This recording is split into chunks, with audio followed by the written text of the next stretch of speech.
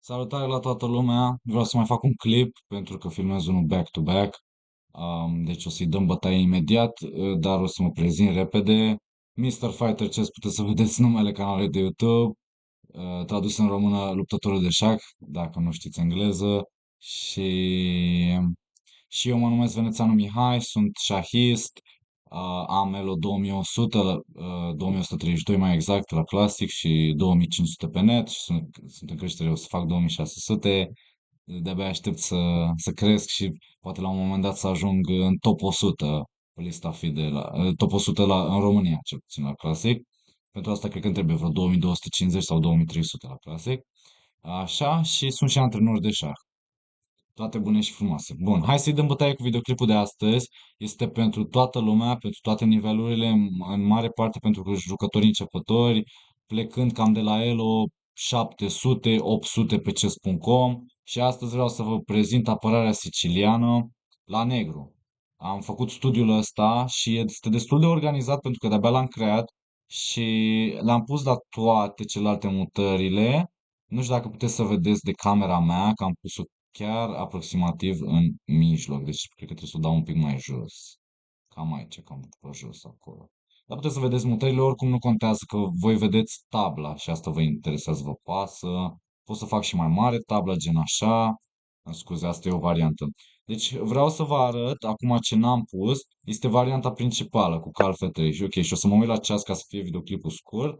Vreau să fie ceva straightforward. Deci, practic, primele mutări ale albului, adică poate să joace F4, D3, cal C3, cal F3, poate să joace G3, poate să joace D4 direct și C3, după aia, adică Smith, Mora, Gambit, etc. Hai să vedem cal F3, mutarea principală și, nu știu, ce să vă recomand eu. Adică poți să joci ambele mutări D6 sau cal C6, dar hai să vedem, să zicem, nu știu, să zicem D6, pentru că joacă toată lumea, da? Joacă de 4, să zicem că bați, bate, scos calul, pentru că asta vă recomand eu, scoate și el calul și încerc să fac mai mult orientat spre începători, dar poate să pornească minimul de elo de la elo 700 și cel mai mult, nu știu, 1500-1700, încă puteți să vă uitați. Deja la elo 2000 tot puteți să vă uitați, poate mai aflați ceva nou, dar vă zic că e cam între Elo 700 și 1700 sau Elo 700, 1800 până la 1900 inclusiv, aproximativ. În fine, să zicem că scoate calul, ok, și aici ai multe opțiuni, dar hai să, nu știu, eu joc siciliana clasică. Să o recomand asta sau să recomand Naidor? Hai că recomand siciliana clasică momentan. Aici el are mai multe opțiuni, dacă face asta o să vă explic principiile pe scurt, pur și simplu îi blochezi nebunul, dacă face rocada mică te dezvolți, dacă dă atacul cu F4 să se slăbească pe diagonala asta, deci o să incluzi un damă B6 sau un D5 la momentul oportun, probabil că direct, D5 funcționează, și dacă bați, ia taci nebunul și după aia poate joci un nebun C5 sau damă B6 și nu mai are asemenea efect.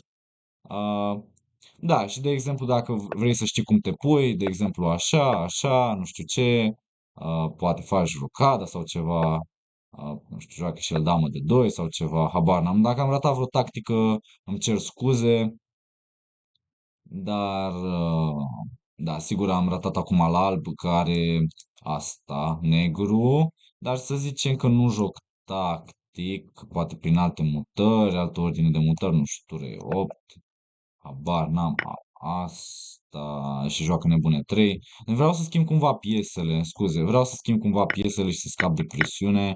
Sigur că nu vrei să joci așa cu negru, dar în general tu vrei, adică ați observat tactica care era, dacă există sau dacă nu, în fine, dacă nu te lasă prin altă ordine de mutări, poate la un moment dat schimbi piesele într-o ordine favorabilă sau în altă ordine de idei, uh, schimbă el aici, bați cu pionul, să zicem că schimbă el și te ajută să-ți construiască centru și tu ai uneori tactici cu cal G4 sau dacă nu merg, pur și simplu te dezvolți. Ocup centru, vreau doar să arăt strategic, asta mă interesează, strategic. O să ocup coloana liberă, ok, pentru jucători începători. Da, deci începători și intermediari. Deci ocup coloana liberă cu tura, încerc să-ți construiești un centru, încerc să-i imobilizez nebunul ăsta, calul cât de cât. îți faci un luft la rege și te bucuri de viață, da, ce să zic. Bun, asta e dacă îți joacă nebun C4. Dacă îți joacă, hai să vedem ce alte mutări mai are. Poate să-ți bată, bați cu pionul, poate să scoată nebunul undeva, să zicem că îl scoate aici. Asta poate e o variantă mai bună. Pur și simplu scoți piesele, când îți sparge, poate stai pe loc sau bați, depinde cum e mai bine. Nu știu exact cum e mai bine, pentru că n-am văzut evaluarea engine-ului. Hai să vedem. Da, e bine și așa. Probabil că sunt la fel de bune amândouă. 0-0. Deci, na. Și vrei să spui tura pe o coloană deschisă. Da, deci să zicem nebune 3. Poate bați acum, că oricum era 0-0. Sau puteai să joci nebun G4. Foarte tipică e manevra asta, vreau să vă arăt. Cal de 7, cale 5. Da, deci cal de 7, cale 5 este o manevră tipică. Când vine cu tura aici, tu vrei să-ți dai dama la o parte. De multe ori pe internet o să ai tactica asta cu dama, dai un șah, te conectezi de pion, poți să-i iei. Sau și dacă nu reușești să le iei, să zicem că la apăra, prin altă ordine de idei, poți să joci un nebun F6, ai tot felul de tactici cu nebun G4, de asta joci apărare siciliană de altfel, pentru că e foarte tacticoasă. De exemplu, altă idee, puteam să joc mai devreme tură B8, B3, în general pui tura aici, nebunul vine aici, nebunul celălalt vine aici, poate să faci uneori un luft la rege și încerci să, nu știu, să presezi pionii ăștia, eventual poate joci un A5, când vezi de regulă pionii așa, sau poate joci pentru spargerea de 5, încerci să-ți îmbunătățești dama, poate, nu știu, încerci să schimbi niște piese și joci solid și după aia încerci să presezi pas cu pas dacă vrei să joci la câștig. Ok, și o să mai arăt doar în apărarea siciliană, dacă îți joacă cea mai sharp variantă nebun G5. Video ăsta o să dureze mai mult, am impresia. Mamă, deja 7 minute, ok. Bun, dar le arăt după aia celelalte variante. Bun, deci Nebun G5, nu știu dacă mai are alte variante, are multe variante de fapt, poate să joace Nebune 3, poate să joace Nebune 2, o să zic pe scurt. Deci în general la Nebune 2 și Nebune 3 cam vrei să faci aproximativ același lucru, adică să dai E5, după aia să scoți piesele și la un moment dat lupți pentru spargerea de 5 sau și eventual joci A5, de exemplu, dacă joacă nebune 3, să joc A5 și când îmi blochează, dacă îmi blochează, o să-mi dea câmpul B4 și iarăși lupt pentru spargerea de 5. Odată ce reușesc spargerea de 5 și pun și nebune 6, eventual o să egalez și odată ce am egalat, o să fie bine. Da, de exemplu, uite așa, pot direct, bătaie, bătaie, bătaie, bătaie, atac nebunul, dacă se întâmplă chestia asta, dacă mă las să iau nebunul o să fie perfect, o să-mi și apăr calul întâi, și dacă îmi forțează chestia asta o să mă bucur, pentru că am perechea de nebun și într-o poziție de genul ăsta o să-i presez pionul ăsta, vin cu tura pe coloană deschisă, încerc să schimb și încerc să mă stabilizez. Deci, ca o regulă de bază, întâi scoatem caii, după aia nebunii, după aia scoatem dama și turele, ok?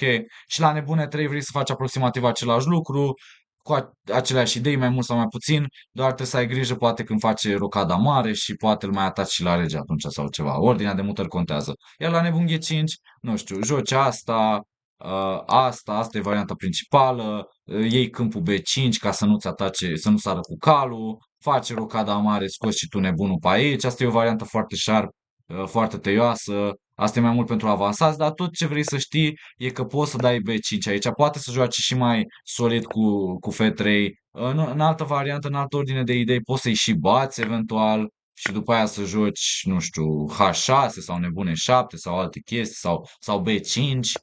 Uh, da, în general, ca o regulă, ca o strategie, tu vrei să-i ataci regele, poți să stai uneori cu regele în centru sau să te duci pe flancul regelui, adică să faci rocada mică și, na, îți pui o tură pe o coloană deschisă sau dama aici sau și dai B4, dai A5, cât te duci avalanșă de pion și încerci să câștigi partida. Uh, na, deci asta a fost la F3, iar la F4 cam același lucru. Da, deci să zicem că dacă joacă ceva de genul, îi presez calul, dacă schimbă, nu știu ce, și dacă schimbă și aici, vedeți că de multe ori stai cu regele în centru, deci nu știu, să zicem că joacă și o mutare de așteptare, joci un H5 ca să faci o expansiune, poate la un moment dat puneai nebunul pe H6, dar acum nu mai e cazul pentru că are regele pe B1 și nu mai vine cu o legătură, cu o baterie. În general, la șah, după deschidere, vrei să faci o baterie sau o legătură sau un atac dublu sau un avampost. Cam asta vrei să le faci, vrei să deschizi o coloană liberă. În general aici vrei să dai atacul minorității și să-l ataci la rege. Dacă vine cu piesele în centru, să ai grijă un pic cu regele, dar în general o să-i dai atacul la cal. Uite aici i-am prins calul, dar să ai grijă de tacticile albului, că poate să joace un cal de 5 aici și să te expună la rege. Destul de neplăcut, cu tempo și după aia deschide tura și poate supraviețui. Adică trebuie să calculezi, trebuie să devii bun pe calcul și să vezi când merge, când nu merge. De regulă stai un pic mai precaut și ca să eviți chestia asta joci un nebun E7, dacă tot vine aici îl iei și după aia te duci frumușel înapoi, joci rege F8 și scapi de legătură, poate vii cu tura aici, îți supraaperi și mai târziu piesa o să spună cuvântul, dar în fine astea sunt chestii avansate, hai repede să vă explic. Da, ați înțeles în mare parte. Deci la nebun G5 v-am arătat, puteți să dați atacul minorității, deci stai așa, unde era nebun G5? Da, deci nebun C4 și nebun G5 aici, deci v-am arătat. Când face rocada mare, încercați să pregătiți și voi un atac pe partea asta. Ok? Hai, bun, 10 minute. Băi, trebuie să fac videoclipul mai scurt. Hai, acum explicațiile la nebun C4 v-am arătat. Nu? V-am arătat, nu? Da, v-am arătat, ok. Bun, deci v-am arătat la cal F3, hai că v-am arătat. Acum doar la variantele secundare. Dacă se joacă F4, nu știu ce, poți să dai și spargerea, sau cal C6, am zis aici, puteți să citiți, vă rog. Da, puteți să dați pauză la videoclip și să citiți. Puteți să-mi lăsați, apropo, comentarii mai jos ce părere aveți de seria asta de deschideri și tu la ce rating ești. Vreau să te întreb, joci șah? Cu cine joci? Lasă comentarii mai jos că mă ajută foarte mult și dacă ești nou pe canal, susține-mă cu un subscribe și un share.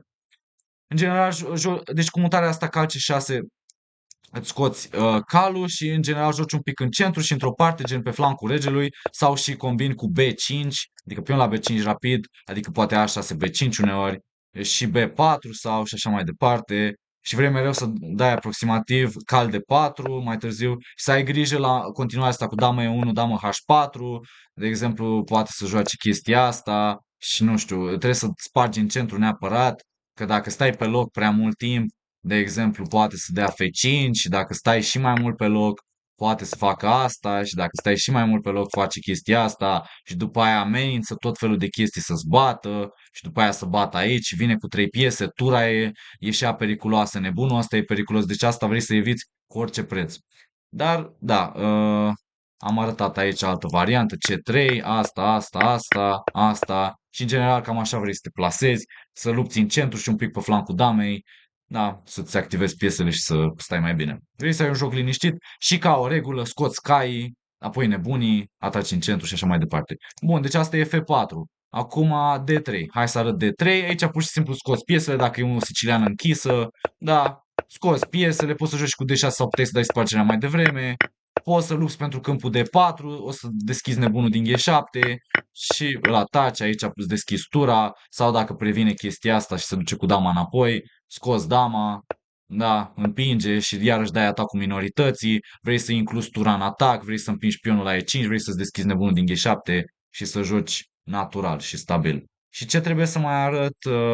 Asta, dacă joacă cal C3, hai să arăt și dacă joacă cal C3, și dacă joacă, de exemplu, varianta cu nebun B5, după cal C3 poate să joace multe mutări, poate să joace și alte idei, poate să se întoarcă în varianta deschisă, dar să zicem că dacă se întoarce în varianta deschisă, deja știți liniile de mai devreme, că vi le-am arătat, și dacă nu, poate să joace varianta asta unde dă nebunul și poți să-i atași calul și să te dezvolți cu pionul pe margine aici pe G6 scoți nebunul sau pe E6 sau poți să scoți direct nebunul ăsta pe B7. Calul ăsta poate să vină și pe F6 și pe E7 cum ție bine după bunul plac, sau dacă ține de nebun poți să joci ideea asta, dacă ți-a calul bine, dacă nu, iarăși bine, o să ataci în centru, încerci să-i ataci nebunul și să scoți piesele iarăși. Nebunul vine pe F6, tura vine pe coloană deschisă, tura cealaltă poate să vină pe coloană deschisă, semi-deschisă cel puțin, și da, întotdeauna ai idei de A5, A4 sau ceva de genul, vii și cu dama sus și așa mai departe.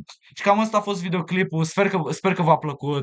A fost nu atât de lung cum mă știți de obicei cu seria de partide pierdute și cu recap de la turnee.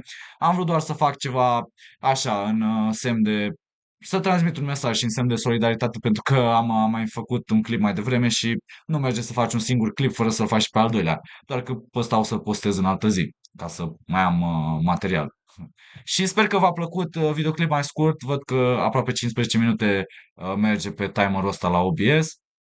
Și na, doar atâta să zic la final. Vă mulțumesc, vă apreciez, sunt recunoscător. Sper că puteți măcar să dați o distribuire, măcar un share prin ViewGrai, ori la canalul de YouTube, ori la videoclipul ăsta, să-mi spuneți părerea voastră. Vorbiți cu prietenii, vorbiți față în față, vorbiți despre canalul meu de YouTube, Mr. Fighter Chess. Jucați partide, dădeți-mi tag dacă merge.